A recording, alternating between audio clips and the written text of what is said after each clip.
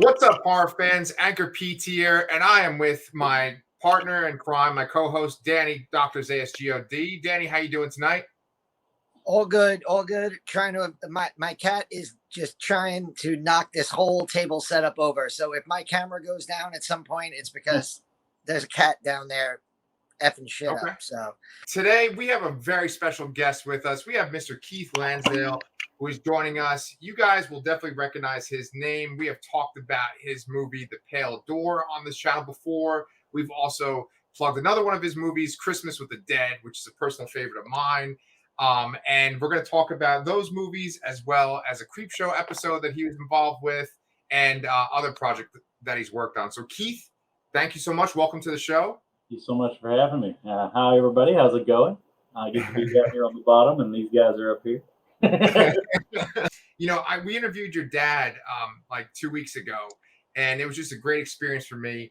And I was telling him that essentially I've just learned about you and your family within the past like 2 years with COVID. And so, I've heard your family name before, but I hadn't read any of your stuff or watched any of your stuff.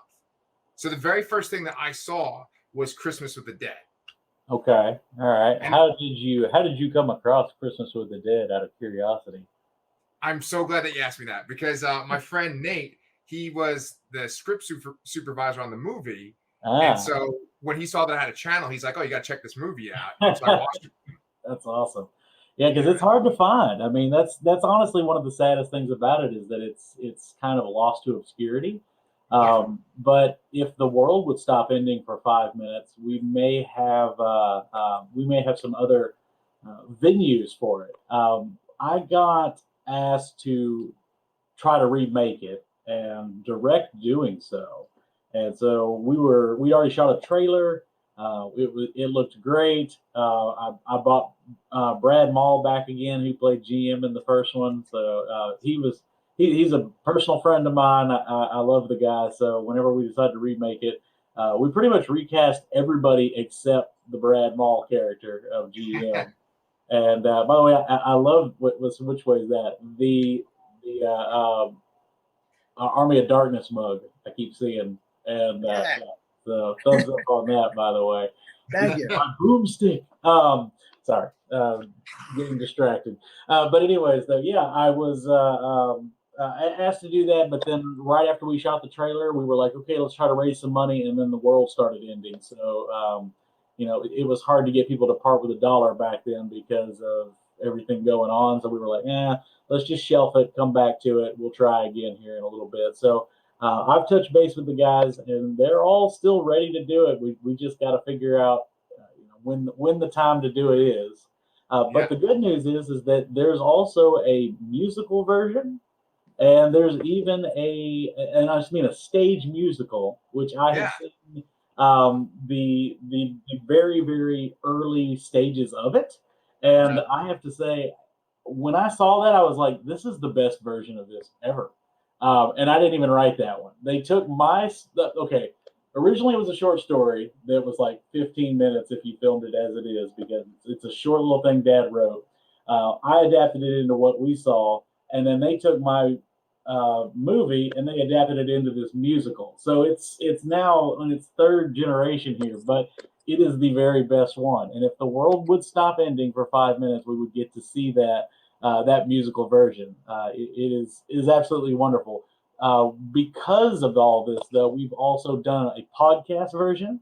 So we will soon hope that sees the light of day. So we refuse to let this die. It is our very own personal zombie that we will not let die. We'll see what comes of it. But sadly, the original rendition is, like I said, hard to come across. I actually really love the movie very much, and I live in Texas too, just like you.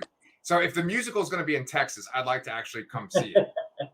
Well, the original place where we saw it, when they first did a rendition and everything, that was in the New England area. So that's where the lady who adapted it, that's kind of her stomping ground. So she's got a few connections and things up there. Now, we'd like to think one day it'll hit the road. So we'll see if it makes its way down here, shambles its way down here, maybe. Yeah. But yeah, no, if you get a chance to see the musical version, I do highly recommend it over anything else. Yeah. You mentioned that like your father's short story is very short, and so there's not a lot to it, and that you added a lot, right? What about that story in particular made you want to make that into a movie? Because that's the one Dad said we were going to make it to a movie. No, what happened was I'd never done a script before. I'd never done a film script before. I'd written some comics and things like that, so I wasn't like completely new to writing or anything. But as far as writing a movie script, I'd never done it. I knew it was something that I had some interest in, but it was something that I thought maybe I ought to learn the basics. But Dad, he was talking to the people at the college, which is where we originally that's where our crew came from. That's where Brad Mall teaches acting. That's where there was a whole lot of stuff going on there with the college. And Dad said, "Yeah, we just need a script." And he was like, "But I can't write it because he's in the Writers Guild, and so there's no way for him to.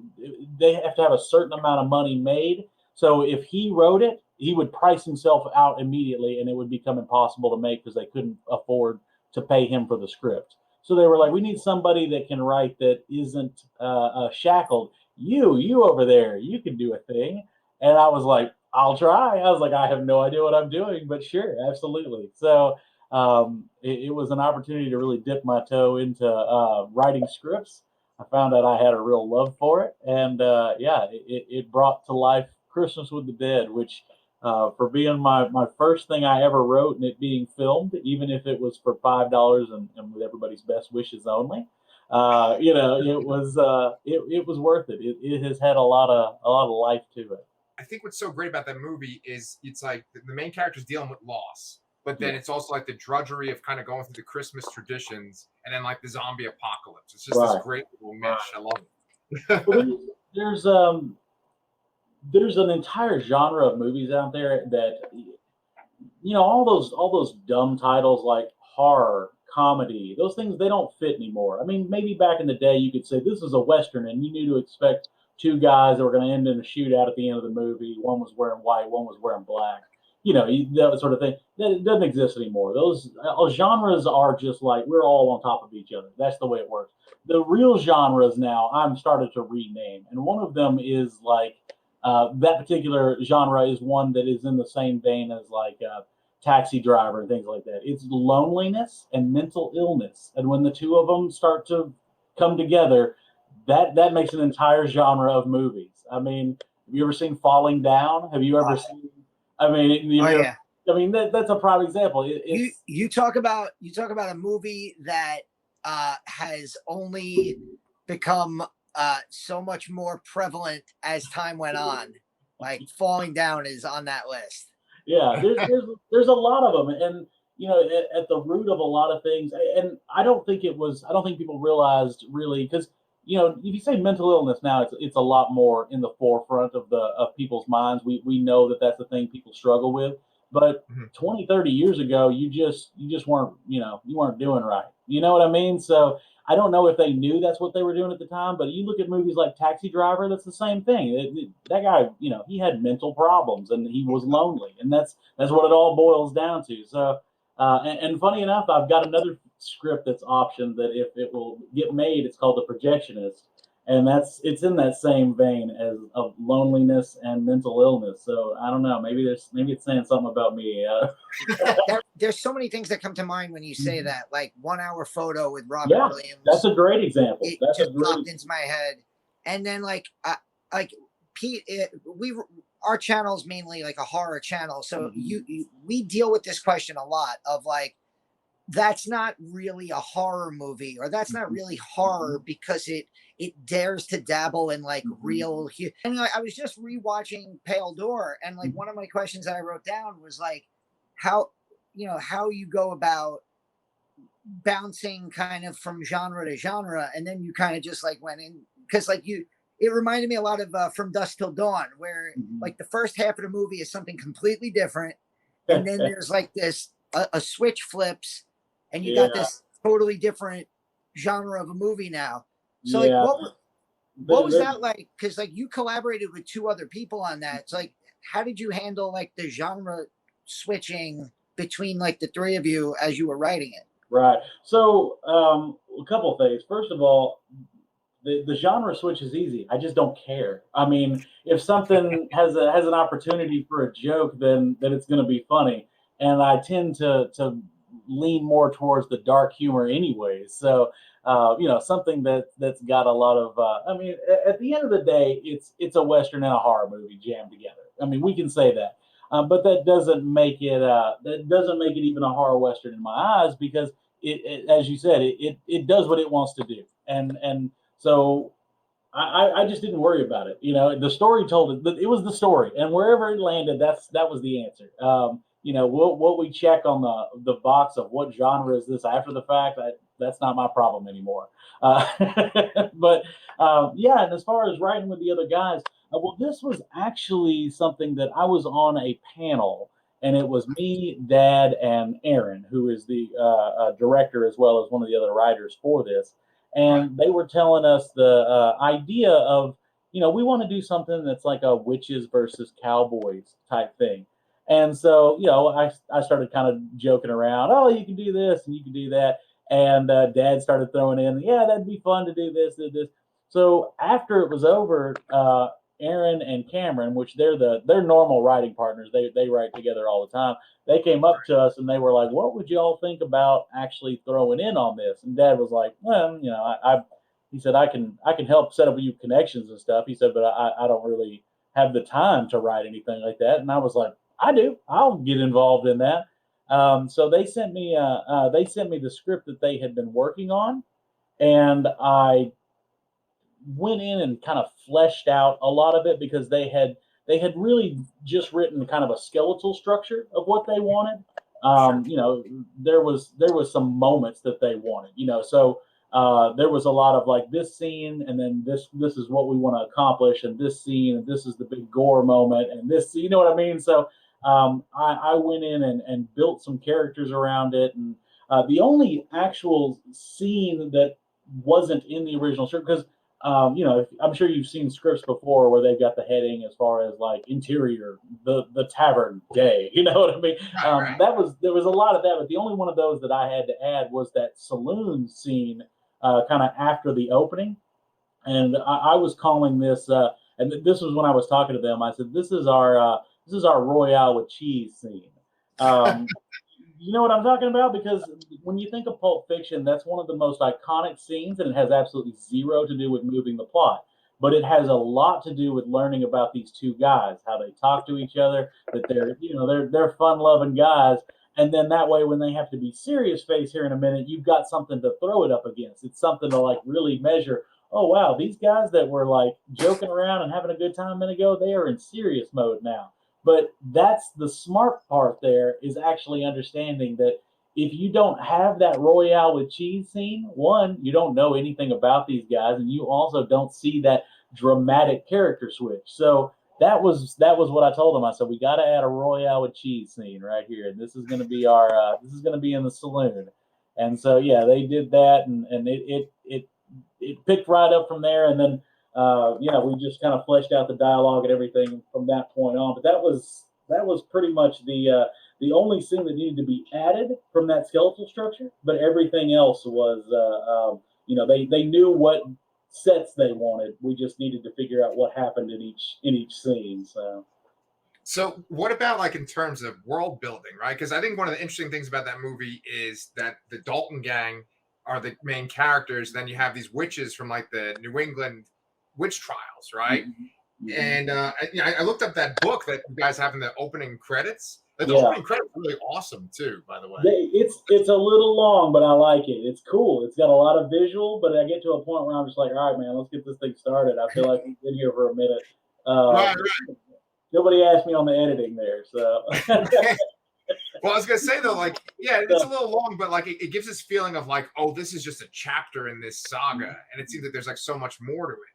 And so I thought that you guys made all that up, but because I'm in Texas, but I'm not originally from Texas. I looked up the Dalton gang, and so they're real. And then that book is actually like a real book that you can like buy on Amazon too. So was that like your idea, or like was that Aaron or Cameron?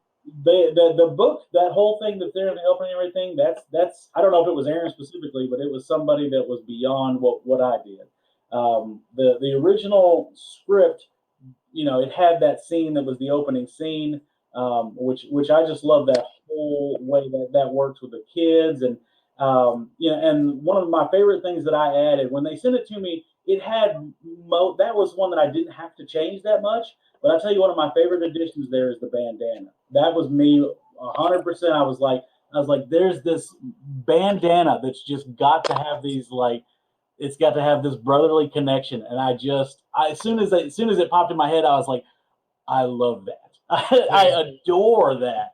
And it's one of the running themes that I just absolutely really enjoyed about the entire movie. And I don't want to give too many spoilers, so I'm trying to stay a little vague here. But Sure. yeah, that was one of the things I really liked. It's called The Pale Door, and that's a line that's taken from Edgar Allan Poe too. And I know Yeah. Poe is usually associated with ravens, and there's a lot of like crows in the movie. Yeah. Was that always a goal, like to have Poe be an influence too on this? There was absolutely, they wanted to call it The Pale Door before they even had the script. They loved that line and they loved that idea. I have to admit that when I was working on it, I was like, nah, I'm not loving that sort of angle. But then as it went through, it kind of grew on me. That was one of those things that they started with that idea of it being called The Pale Door, and kind of working at this idea that there was this kind of oddity that was through this portal sort of thing. And there's a lot that plays on that idea. Like I said, I'm trying not to be too spoilery, but just the way the town operates and things like that. And if you've seen it, you know what I'm talking about. So Right. yeah, that's and of course, that line is spoken at one point. That mentions the pale door, and so yeah. For anybody who hasn't seen it, it's streaming on Shutter, which I was just rewatching it before. Uh, it, also streaming on Shutter is Creepshow, Right. and you had a story that you wrote with your dad and your sister, right? Yeah, Companion, which was turned into an episode of Creepshow back in season 1, that's correct. and that was one of my favorite episodes so far. And like, we covered Creepshow on this channel. What was it like? Did you get to be a part of like being on set for that while it was being made? I know that you guys didn't write the screenplay for the episode, but right. So that was one of those things that, I mean, I've been on a lot of sets, but luckily or sadly, that was not one of the ones I got to be a part of. It was because of how removed it was kind of from us at that point. We did write it when I was like 12, so this tells you how far back it was.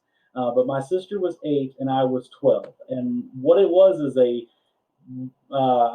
kids write stories with their horror writing father sort of thing. And so Dad was very good about letting Casey and I come up with everything. He wanted us to, and I think part of it was that he knew it was his opportunity to really give us a chance to get into this. So and of course Dad was in control of making sure that the beats played. I mean, as far as when a story's told, it can't get ahead of itself. It's got to have a certain pacing to it. So Dad was in charge of making sure that we didn't get ahead of ourselves on the pacing. But as far as like what all happens, that was my sister and I. We had the whole story idea where he runs into the scarecrow. How he runs into it's different in the story than in the adapted version. There is no bully brother in the original. This is just like a boar that chases the kid into the field, and then it just gets weird from there. But I know that they added that so that they could have that ending where a Creepshow style ending where it all comes full circle sort of thing. But yeah, that was at the end of the day.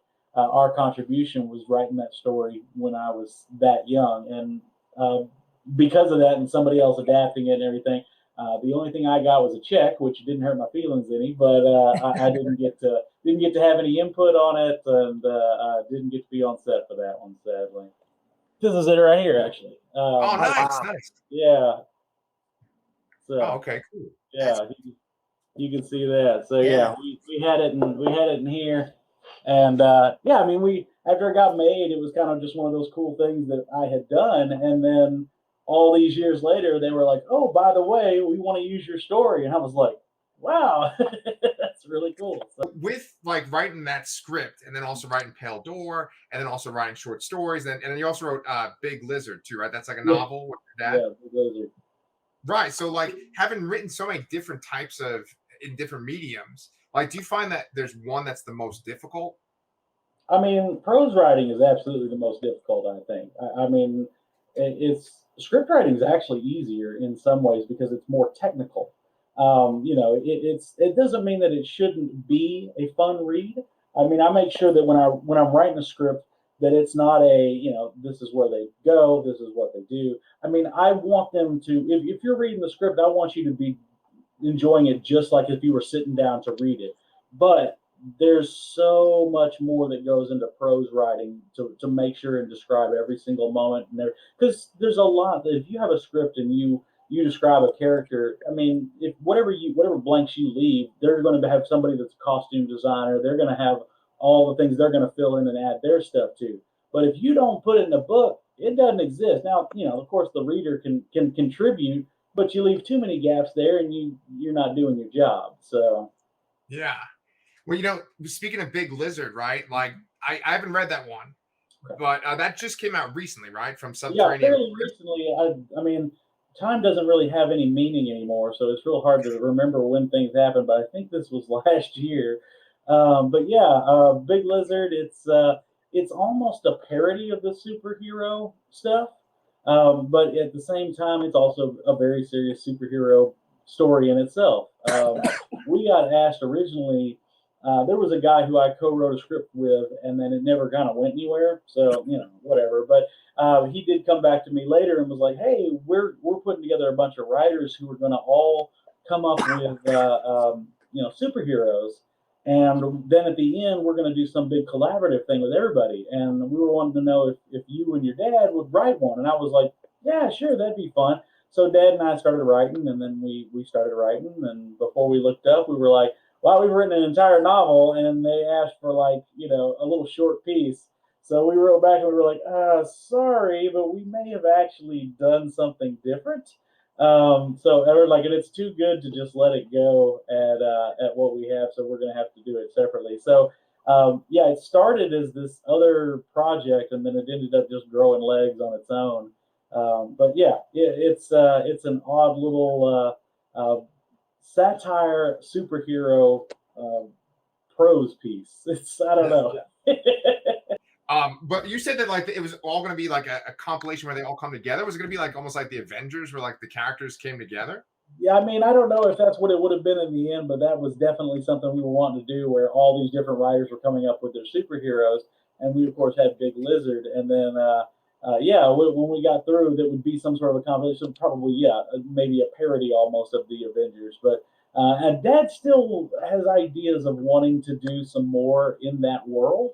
Yeah. He's thrown an idea around a couple times where he wants to have Big Lizard join some other heroes. So we Yeah. may still end up doing something that's in that same vein. We the one of the running jokes in Big Lizard is that the reason he's called Big Lizard is he wants to have some sort of a superhero name like Sergeant Scales or something like that. But Right. he can't get it to catch on. People just keep calling him that Big Lizard. And so he finally just leans into it and embraces it. That's his thing. He's Big Lizard. But in that same vein of jokes, Dad and I have this is Dad 100%, but he wants them to join a Avengers type crew and be called something like a bunch of guys. So, so we're going to keep that joke going. If we end up doing it, we'll see if anything comes of it. But yeah, that's something that we're playing with. I just love listening to you. Like you're just like, oh yeah, Dad and I, and it's like, years ago, about like you said, time is like moving slow. It feels like 3 years ago, feels like 10 years ago. Right. But my dad and me and a friend of ours, yeah, my wife, not a friend of mine, it was my wife. She's a friend of we yours. we Yeah. went to Met, right? see we went to a live read of Stephen King Mhm. and Owen King. They had just done a novel together, and they were doing like a live read and a Q&A. And I was fascinated by like Owen King talking about the collaboration with his father being, of course, Stephen King. And Right. you're in a very similar position. You know, your dad is this prolific writer. What is it like collaborating with him and having, you know, your ideas bouncing off him and putting work together? It's hard to win an argument. Right, right. I mean, no. Truthfully, I'm very lucky, and I'm sure this is by no accident. But he and I have a lot of the same sort of tone when we tell stories. We've got a lot of the same sort of humor. So a lot of the stuff, whenever he adds, I build, he builds, and so we end up in a good spot. There are, of course, some things that I'll get to a point where I'm just like, I don't like the way this looks. I'm not a big fan of this joke. I think this could play better, and I'll usually let him overrule me in certain situations. I'm like, look, I know you have the experience, so I will let you get away with this. But at the same time, I definitely know that whenever if something comes to mind, once I say it, he's usually like, yeah, this is good. Let's keep doing it. So we've got a lot of good, kind of working together. We've got a lot of expected on each other. We know that we're gonna probably approve of each other's stuff. So. Yeah. And what's good is for Lizard, what we did a lot of, and what we do with a lot of stuff we work together is that he'll typically write a chapter or page or two or whatever it might be, and then he'll tag me in, and I'll read what he said. If anything I want to change, add, we kind of talk about, and then I'll go down and add my next few pages and sort of thing, and then he'll do the same thing. So what's good about that is that it causes us to kind of learn that same voice because you can't just switch in the middle. You have to really learn to kind of adapt into each other. So whenever we're doing it, I mean, luckily we're not so many steps apart that it's not that big a deal. But what's really nice is that when we start working together, we both kind of find that same voice as we're going, and then it just keeps adding to and getting better and better as it goes. So One of the things I think there must be like a plus from having your dad be this legendary kind of writer too is that you've met people that are in the adaptations of his movies. And like if you go through your Facebook or your Twitter, you have like pictures with like Bruce Campbell, and then yeah, also with yeah, Michael K. Williams, yeah. from when he's on Hap and Leonard. And I think that we're kind of in the same age range, and so it's real interesting because these particular actors, they're like these people that for guys like us, I think are like, oh man, like it's amazing to meet this person, right? And your dad, he It's told like me the that for story. me still. What's that? It's like that for me still. I mean, I'm still a fan. Bruce Campbell is a prime example of this. I mean, Bruce and I are fans, are friends now.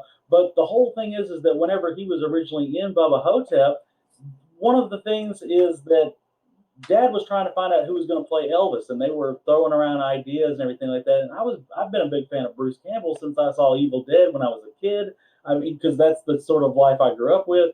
Army of Darkness I saw when I was like a teenager. I think that's about the time it came out. But yeah, Dad was trying to figure out, he's like, who could play Elvis?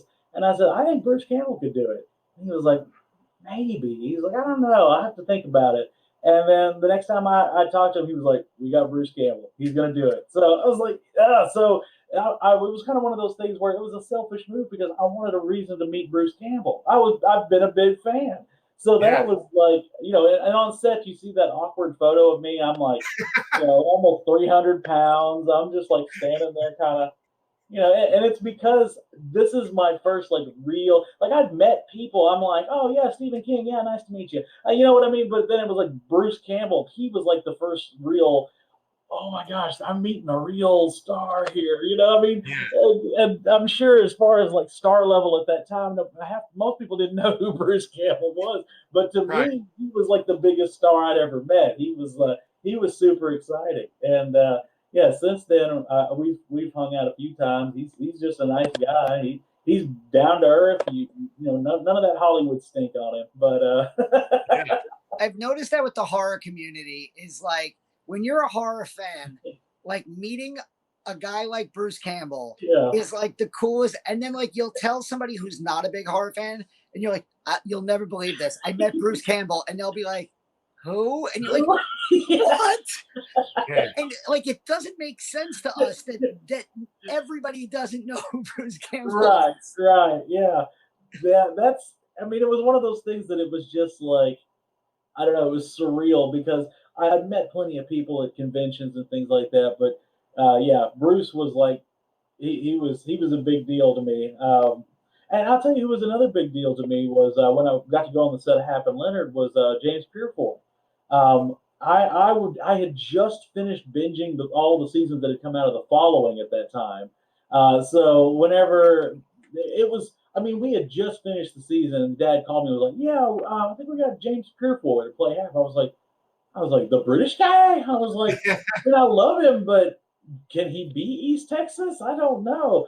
Right. And then so we went on set, and one of my favorite moments is the first day I was on set. I was there with my fiance, who was a huge fan of as well, for obvious reasons.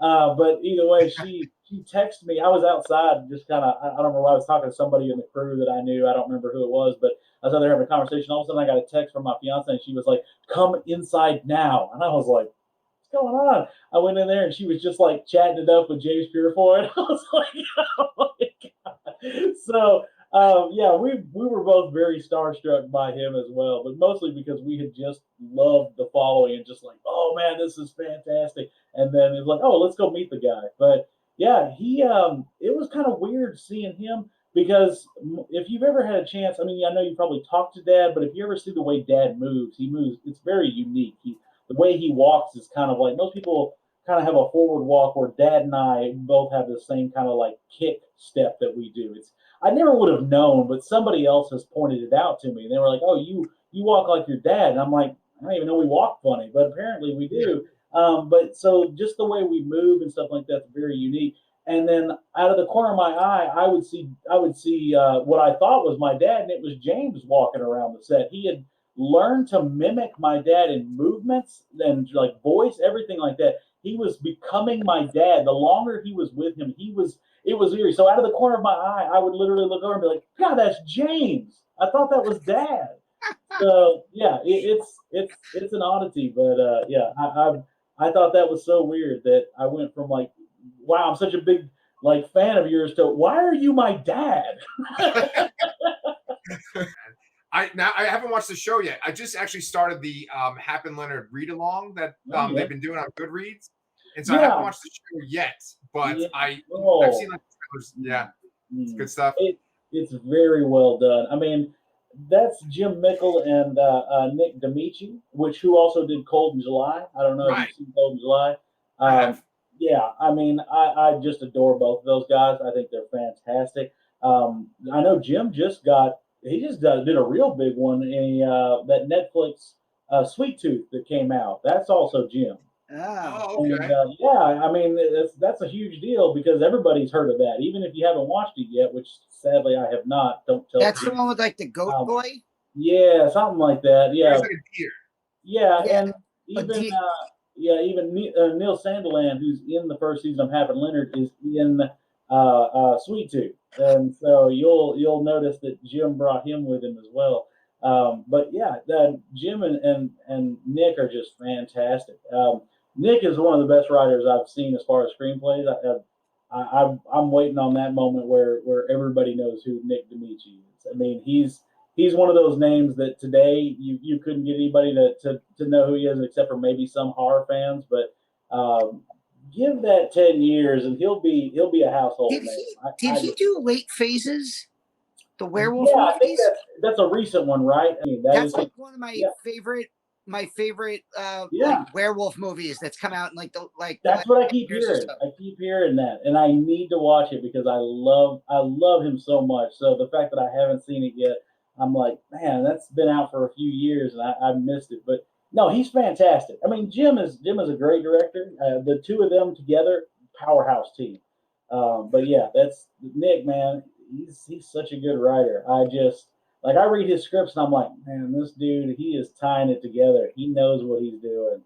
I'm a huge comic book fan, right? Mm-hmm. And I keep saying that we're around the same age range. That must have been kind of mind blowing to be able to write for the X Files too, right? Yeah, absolutely. So I mean, I grew up watching the X Files. Yeah, I mean, uh, you you keep saying we're in the same age range. How old are we? Oh, Are I we keep, lying I or think are we telling the truth here? yeah. I think I might be talking myself up here. I bet you're younger than me. I'm 39, so you're probably. Yeah, I'm 39 as well, so you nailed it. Yeah. Oh Hey, shit! All right, there you go. Okay, cool. Nice, man. Yeah. So I'd then, like to think I look like young, so we'll just keep lying. yeah, But there you yeah, no, X Files, man, that was my childhood, and though they kind of couldn't figure out what they wanted to do, some of those episodes are still hold up now. go. Yeah. I think that is a fantastic show. So I just loved the heck out of it. And then whenever we got a chance to do a comic, I was like, I get to add to the X Files world. Why, yes, absolutely, that would be a fantastic thing to do. And then Dad and I were very proud of our stupid name of Hoot Goes There. And we sent in that name, and they wrote back, and they're like, "We don't like the name." Dad and I were like, "No, we're keeping the name. We love the name." Right. That's awesome. Danny, you got to read this comic. It's so good because it's like it's their kind of flavor. It's like it's their story totally, but it fits within the X Files kind of, yeah. the way the X Files is framed. It's funny as hell, and Yeah. yeah, I would love to see it as like a little X Files episode. Oh love man, yeah, it fit perfectly. I mean, we obviously did that very on purpose. It's very X Files, but at the same time, it's very Dad and I as well. It's East Texas X Files. That's exactly what it Exactly. It's awesome, man. Yeah. And there's some witch stuff in that too, so it kind of goes along with Pale Door. Yeah, accidentally. There's absolutely no reason there. What's funny is that whenever stuff like that comes up, it's typically the witch part of it is just kind of that's what we needed to fit the story. So the story picked itself, sort of thing. There's kind of a lot of people that they probably storyboard and stuff like that a lot more with like co-writings, but Dad and I, we just write, just let's see what happens, and we'll just ride it out and see where it ends up. And so yeah, everything we end up doing is just kind of a hope it all ends up in the right place. But we sometimes know kind of a beat or two that we want to play with. We're like, they'll probably get to this moment where this sort of thing happens. But we sometimes don't know how we're getting there, and sometimes we don't know where it's going after the fact, and we honestly don't even know for a fact that scene will even make it in. But we know that that's some driving force. Yeah.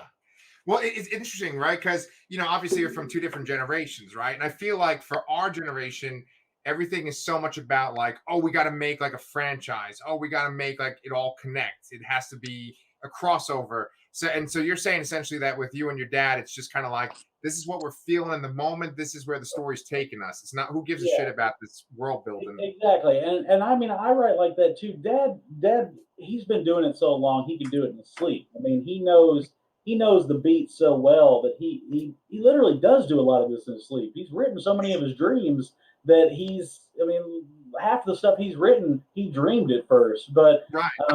yeah, seriously, whenever we're playing, I don't when I'm writing, I sometimes know the beginning, sometimes I know the end, sometimes I don't know any of it, but I just know that the story is going to tell itself. And if it's not something that, like, I'll get to a scene that I'll write, and if it doesn't quite hold up, then I may end up pulling the whole scene. But I know that eventually it's going to find its way, and that's sort of what I rather do, because when I'm writing it, I'm just as entertained as anybody else reading it. I'm just like, oh, I wonder where this is going. Usually at this point, if you wanted to like plug anything that you got coming out, as far as what we've got right now, I've got the projectionist I mentioned earlier, which is in that same vein of the mental health sort of thing. But the option is on it, so we're waiting to see if it actually gets filmed. It's going to be one that Dad directs, if so. So we're excited about it. It'll be Dad's directing debut. But as of right now, we're just kind of waiting to see where that is. There's a few other kind of side projects that we'll see what comes of it. Of course, we just had Big Lizard drop not too long ago. We've got Red Range that we don't know. I don't know where that's going because I fear that COVID might have put a damper on that as well. Yeah. That's the awful thing is we had so many stuff like the remake of Christmas with the Dead and the musical and the podcast, and but the world's just got to stop exploding for 5 seconds so we can do some of that. But whatever. We keep plugging away. I've got stuff I'm working on here that it's not in the stages that I can talk about yet. So we'll see if anything comes of it. But obviously, if anybody wants to know, as soon as I can say something, I always do on my social medias, which I'm on Twitter, I'm on Facebook, I'm on Instagram, and I'm just Keith Lansdale on all of them, so I'm easy to find. Okay. I do have to ask. I do have to ask, since you keep, now I'm like fascinated by this idea of a Christmas with the Dead musical. Have you seen the Evil Dead musical? No, and I want to. Have you seen it? I sat third row dead center. I'm in New York, so when it was here, Yeah. But it was so long ago that I've been with my wife 13 years, and it was before I was with my wife. It was But her. Yeah. we were in the splatter zone. It was we loved it. It was so good. The really great thing about Christmas with the Dead, the musical version, is that Christmas with the Dead plays with a certain amount of kind of slapsticky humor, but at the same time, it's also very serious. And I think part of it is those two tones are very hard to like keep both running at the same time because they are two very different voices. But I feel like it does comfortably hold both up at the same time. But I definitely, when I'm doing the remake for it, plan to have a darker version that kind of picks up. But one of the great things about the musical is that it takes that same kind of slapsticky, same sort of thing, but it's also making fun of itself. It's very meta on top of everything else. And of course, it offers some jokes that you can't do in just a regular movie because we're talking about a stage. We're talking about something that has a musical element to it that, musicals are a little bit more fantasy anyways. So this lets us play with a bunch of tools that didn't have in the movie, which is why I think it's my favorite thing. It's everything I wanted to do, unchained and able to do it. And it's done with fantastic music. Everything, all the songs that are written, I love every one. Each one has its own different sort of music. Every one of them has its own. I'm telling you, man, this musical needs to come out because that's the real telling of that story. Dang. Danny, I'll be so jealous if it like premieres in New York and you could see it, even though I live in Texas and it's like set in Texas and the guy who made it lives closer to me, We'll have to take a road trip up there, man. We'll have to go see it. Yeah, and that's where I'm originally from, so I'll take a freaking plane or road trip either way. I'll come see it, man. Well, dude, it's been an absolute pleasure having you on, man. If you ever want to come back on the show, we'd love to talk to you. Maybe I'll read Big Lizard and we can talk to you about it on here, or we can talk about, when your movie gets made, the projection, which is same vein. It's my taxi driver, so. Do you think that might like premiere like eventually like one day at like Fantastic Fest or like South by Southwest? If it gets made, I mean, it's been optioned several times. They're very serious about making it. And part of it's COVID, but part of it's just because every time it starts to get its legs underneath it, something else ends up kind of going sideways. I mean, there's a reason that Dad has had so many things optioned in his life, and he's got, only a few things that have been filmed. It's right. If you write a book from start to finish, you're there, then you turn it to the editor, and then it's over. If you want to make a film, it's got to pass through about 30 different people, and they've all got to have their schedules line up, everything. They can't fall apart at any step along the way, and it's expensive.